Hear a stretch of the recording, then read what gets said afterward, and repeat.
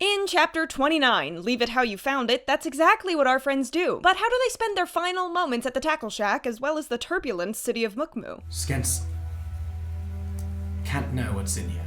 Whether or not we trust him or not is irrelevant. There are people very close to him that we clearly cannot trust, and he trusts them. Yes? Right. So we just call this a failure for now to him? Also, I do believe that feigning incompetence is the quickest way to get in and out of this place. Okay. The group meets with Skents and falsely reports that they were attacked before any progress in the investigation was made, and that they fled after Safira became overwhelmed by a horde of woodlings, leaving out any details about the underground lair and the Myconid henchmen. God, what a fucking mess. Well, the one bit of good news is that we know that Yannick performed a ceremony, a gentle repose spell onto Marissa. If you ever want to investigate her body for any other reason, now that it seems quite suspicious, you'll be able to for the next couple of days. Well, I'm gonna have to head out in the morning, check myself, bring people with me. Please be careful. Bring men. Wary of spending the night at the Lakeside Inn, Safira, Beezaura, and Graven seek sanctuary at Yannick's graveyard. He politely declines them, but recommends they stay with Safira's new friend Teo that lives across the way. Orba and Erland finish some business at their inn before meeting with the others. Orba takes this opportunity to share with Erland that her precious ring will be bound to him as per Jillian's request, and so begins the anticipated interrogation. Who did you steal this ring from? His name was Master Mishal. He's one of the instructors.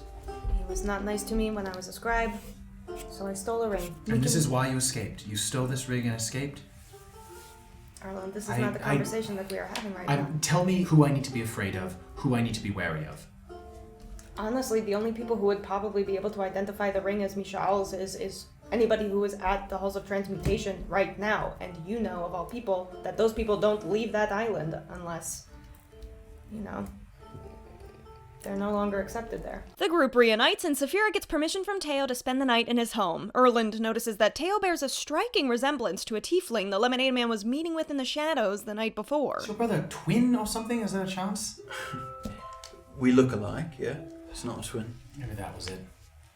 Yeah, well, if you ran into my brother, I imagine it wasn't on the best of circumstances. Why do you say that? He tends to be tied up in, I don't know, whatever's going on in Mukmu.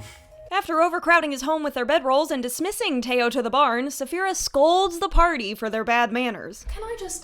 Why are we distrustful of every person that we... It's not statistically possible for everyone to be out to get us. Do you understand that? It's not statistically realistic. Okay. The party sleeps relatively peacefully and meets Jillian at dawn in Teo's storage shed, now transformed into a makeshift war room filled with potions, maps, climbing kits, and saddlebags. We'll be connecting with 2 guides. At the base of the ridge, there's an entrance to a mine that is no longer operational. The tunnels of this mine snake through much of the eastern portion of the Shaki Mountains. And with the help of one of these guides, we'll be led to an exit that deposits us reasonably close to where we're headed. Now, there is one problem, and that is where the second guide comes in.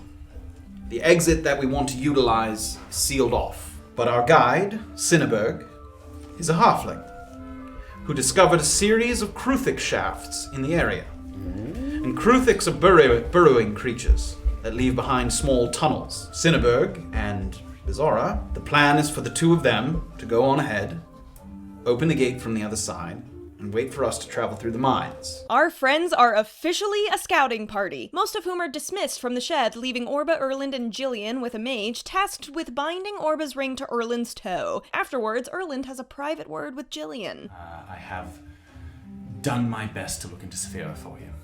And? What is for sure, though, is that Massive has been tracking her, and therefore us, and it seems like he knows that we're about to depart on some sort of scouting mission. It's also worth noting, perhaps, that Beezaura has been in some way marked by the Lemonade Man. She met the Lemonade Man.